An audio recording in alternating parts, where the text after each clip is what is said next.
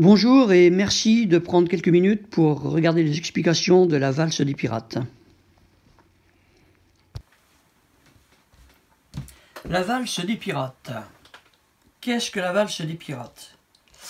Alors on a un chapelet d'îles. Alors je vais en tourner 2 ou 3 pour vous montrer. Hop.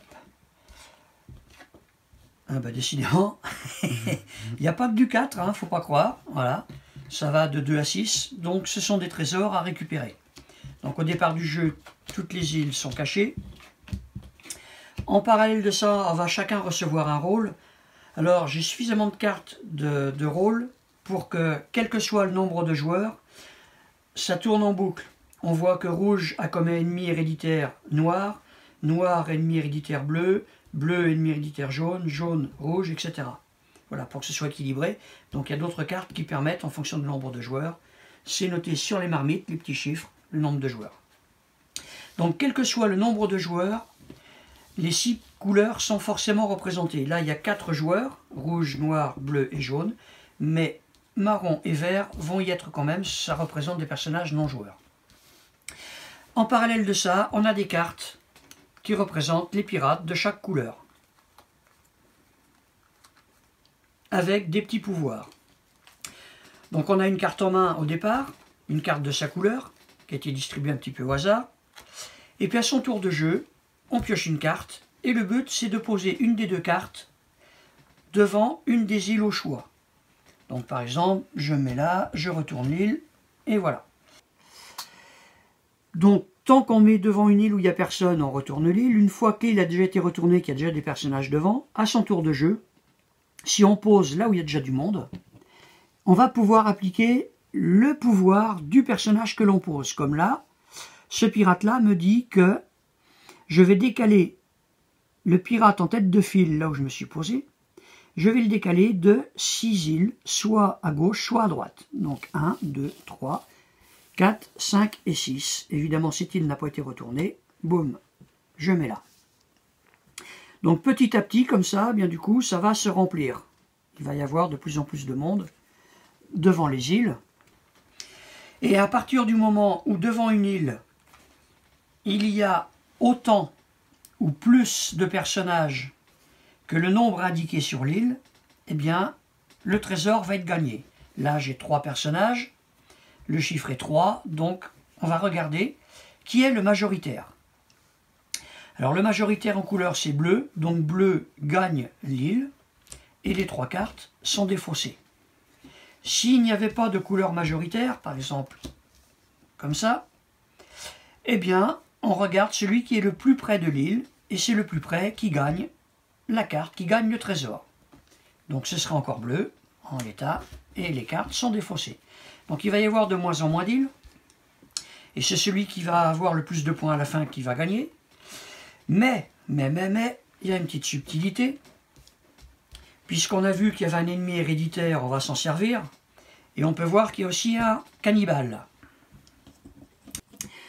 Sur une des îles, il y a le cannibale de représenter. Alors là, je vais faire mon mentaliste. Hop là, je suis sûr que c'est là. Perdu. C'est là. Voilà. J'ai bien le cannibale. Donc quand cette île est retournée, ça veut dire qu'il y a un personnage qui a été mis devant. On retourne l'île. Le cannibale arrive. Alors il ne va pas se poser de question. Le cannibale en arrivant, il va forcément bouffer le pirate qui vient d'arriver.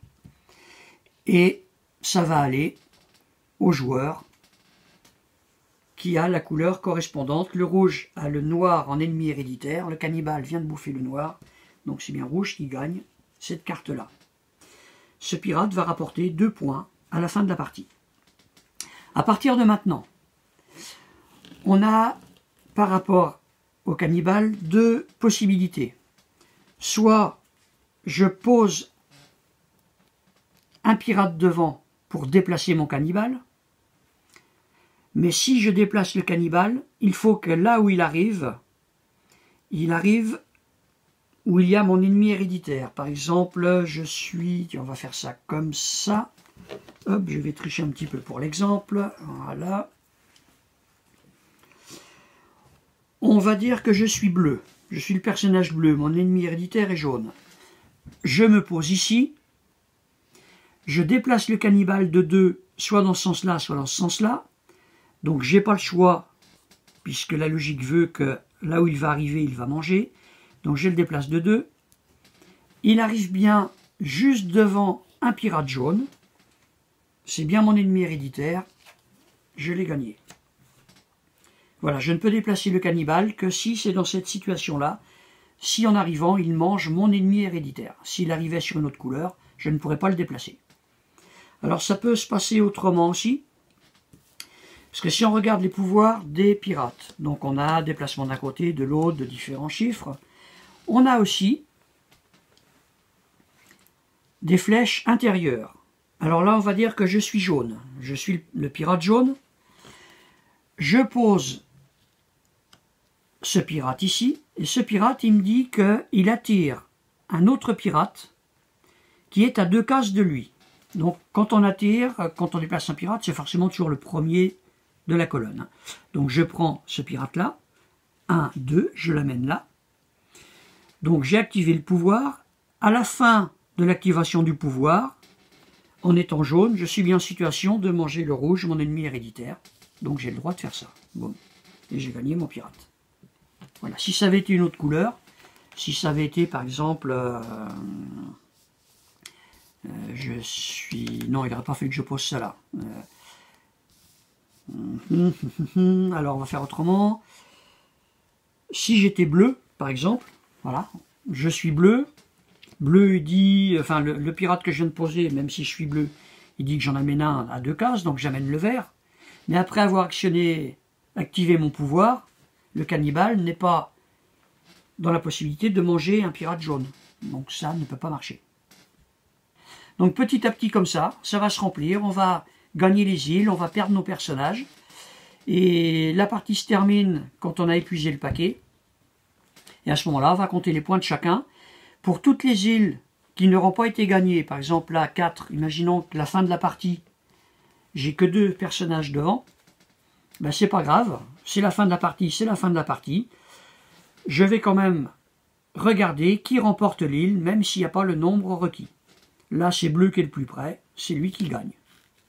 Voilà, si ça avait été dans l'autre sens, c'était noir qui remportait l'île. Celui qui a le plus de points à gagner, donc le point des îles, plus 2 points par pirate qu'on a bouffé. Voilà ce qu'est la valse des pirates.